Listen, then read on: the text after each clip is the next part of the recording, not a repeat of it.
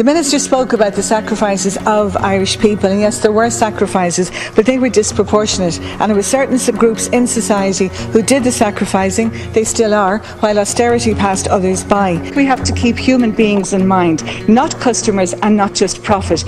And I think that's the view of many Irish people when they come to look at the Oireachtas, that we are living in an ivory tower that doesn't bear much relationship to the reality of people's lives.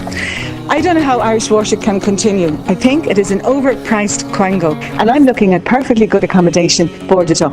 It's costly to board it up, and of course the longer it's left boarded up, the more expensive it is then when the builders or whoever come in to renovate and to restore. One major disadvantage I see in the whip system is the way in which it just polarises opinion.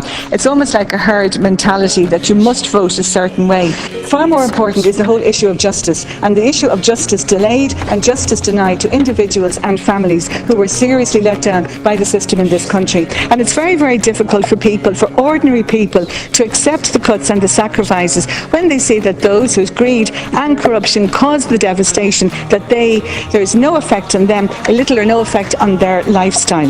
Now, it appears to me and others that this government and other governments would have preferred if the men and women from the GPO had been airlifted from there to Richmond Barracks and Kilmainham Jail, and so they would have bypassed Moore Street. But they didn't bypass Moore Street, and Moore Street is part of the evacuation route. Go further back, the 30s, housing crisis. Who stopped that being addressed? The banks, and it wasn't resolved until the 1940s. The conclusion is the more things change, the more they stay the same. We also have the workforce with the skills, and I think we need to use them before they've all emigrated, because I do think we may have a problem in the future because we do not have enough training going in for young apprentices with those skills that are going to be needed in construction. And agencies will tell us that over Christmas it was the worst in record for domestic violence against women.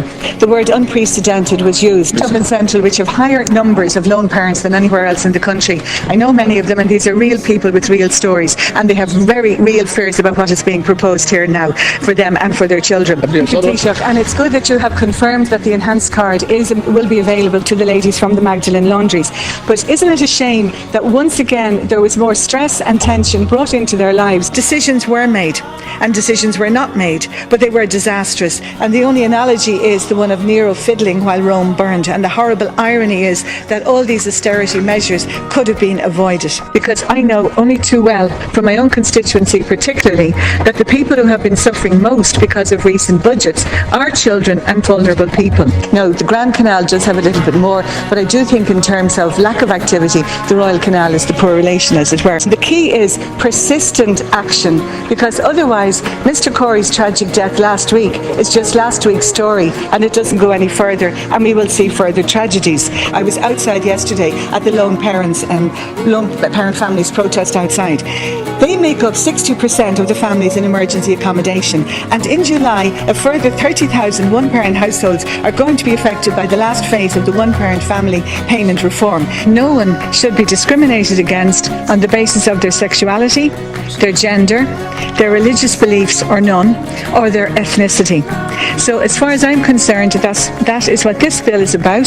It's about a human right for homosexual and gay people to marry and to enjoy the benefits of marriage. This is a project that is working. I think there's a need for a project like that in every town in this country, and that is why this bill I'm proposing that it won't be lawful to engage in live hair coursing. We don't seem to be very good at prevention in this country, and there seem to be issues around Christmas and staffing problems which could have prevented the situation escalating.